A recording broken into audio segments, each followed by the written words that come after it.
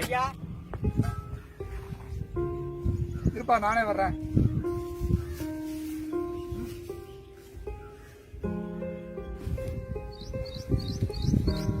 அப்பா, என்னய்யா? காலேஜில் வந்து ஃபீஸ் கட்டணும்பா. லேப்டாப் எல்லாம் எல்லாரும் வாங்கிட்டாங்க, எனக்கு வேணும். எப்படியா வரு? 50,000 ரூபா வருவியா? 50,000மா? காட்டில் வெள்ளாம போட்டிருக்கு. அது இருந்தால் தான் சாஃப்ட்வேர்லாம் ஒர்க் பண்ண முடியும். சரியா, ஏற்பாடு பண்றேன். சரிங்க. சரி, நீ வா, போய் சாப்பிடலாம்.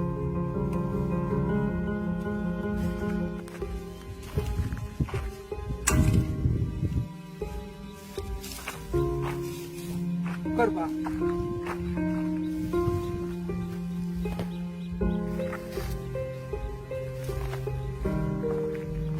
எங்க அப்பா விவசாயம் பார்த்தாரு, என்ன கடனாளி ஆக்கிட்டு போயிட்டாரு. இப்ப நான் விவசாயம் பார்க்கறேன். நீ கடனாளி ஆகிக்கிறதுக்காக தான் உன்னை படிக்க வைக்கிறேன். இந்த விவசாயம், கஷ்டம், கடன் இதெல்லாம் என்னோட போகட்டும்பா. நீயாவது கம்ப்யூட்டர் அது மாதிரி பெரிய படிப்பெல்லாம் படிச்சு வெளிநாடு போய் நல்ல முறையா வாழ பழகிக்குப்பா. இந்த தடவை நல்லா விவசாயம் பார்த்துருக்குறோம். விளைச்சல் மட்டும் நல்லபடியா வந்ததுன்னா இருக்கிற கடன் எல்லாம் கொடுத்துட்டு நிம்மதியா உட்காந்துக்குவேன். கவலைப்படாதீங்க, நம்மளால நம்மளை கைவிடாதீங்க. அந்த நம்பிக்கையில தான்ப்பா நானும் இருக்கிறேன்.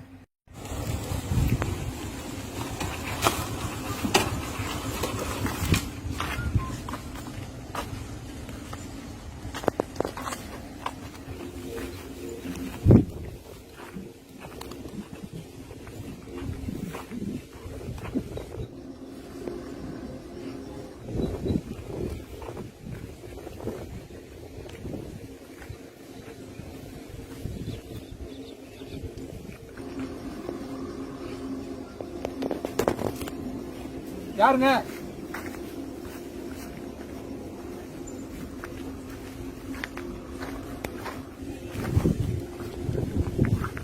சொல்லுங்க. வேலுசாமிங்கிறது யாருப்பா? நான் தானுங்க. ஓ, நீ தானே அது? ஆமா. இந்த பேங்க்ல கடன் வாங்கிட்டு கட்டாம இருக்கிறது நீ தானே அது? ஆமா. அப்படியா? எவ்வளவு நாளா விவசாயம் பண்றீங்க? அம்மா 2-3 தலைமுறையா விவசாயம் தானுங்க. தாத்தா காலத்துல இருந்து விவசாயம் தானே. அப்படியா? அப்படியே கடனை கட்டாம இருக்கிற? விளைச்சல் சரியில்லைங்க. அப்புறமா வானம் ஏமாத்தி போடுதுங்க. அப்படியா? சரி சரி, நான் கேள்விப்பட்டேன். மேனேஜர் தான் சொன்னாரு, அவரு தான் அனுப்பி விட்டாரு. சரி, உங்களுக்கு ஏக்கராக்கு 5 போட்டு நான் வாங்கிக்கிறேன். எல்லா கடையும் நம்மகிட்டே கொடுத்துருங்க. உங்களுக்கு கடனை கட்டின மாதிரி ஆச்சு. 2-3 தலைமுறையா விவசாயம் பார்த்தாலும் கடன் இருக்குதுங்க. ஆனா ஒரு தடவை கூட இந்த நிலத்தை விக்கணும்னு நம்ம யோசிச்சது இல்லைங்கயா. சரியா, விவசாயம் பண்றேன்னு சொல்ற கடன் கட்ட முடியல தானே. அப்புறம் போக உனக்கு ஒரு பையன் இருக்குன்னு நான் கேள்விப்பட்டேன். அவனை நல்லா படிக்க வைக்கிறதுக்கு உதவும் இல்லையா? நல்ல ஒரு ஆப்பர்ச்சுனிட்டி வருது. எங்கன்னு போய் பாரு. வாஸ்தவம் தானுங்க. இந்த மண்ணு நம்மளை எப்படி காப்பாத்திருங்கிற நம்பிக்கையில தானுங்க இன்னும் விவசாயம் பார்த்துட்டு இருக்கிறோம். விக்கிற மாதிரி ஒரு ஐடியா இல்லைங்கயா. இவ்வளவு வைராக்கியம் இருக்கு, எதுக்கே கடன் வாங்குற? இவாரியா, உனக்கு 2 நாள் டைம் தர, சரியா? என்னங்கிற முடிவை வந்து என்கிட்ட சொல்லு. ஒண்ணு, பேங்க் கடன் கட்ட முடிஞ்சா கட்டு, இல்லைன்னா நான்ட்டு சாவியா, சரியா? வர.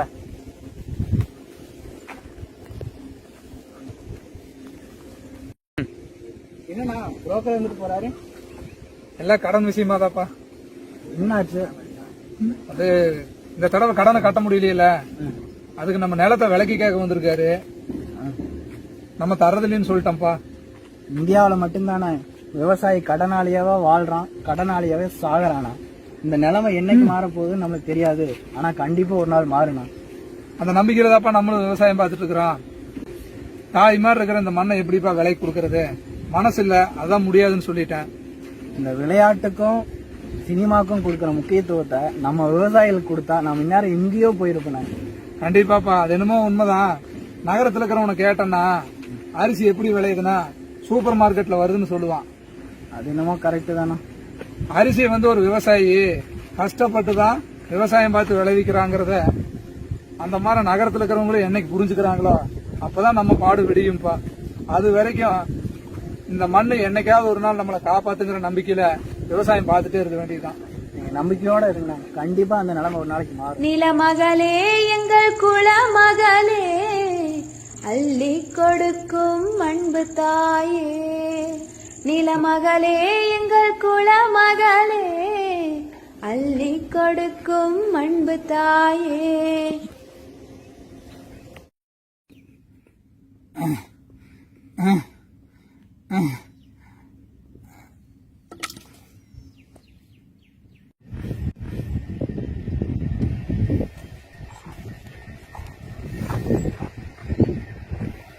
நான்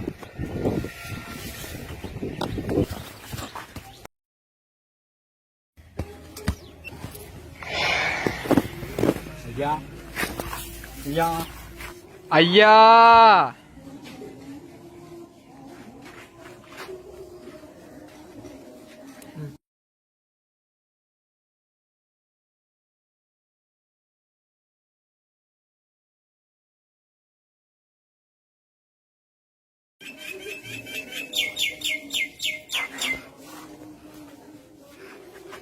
இந்த உலகில் தொழில்நுட்பங்களை உருவாக்குவதற்கு 1000 பேர் வருவார்கள்.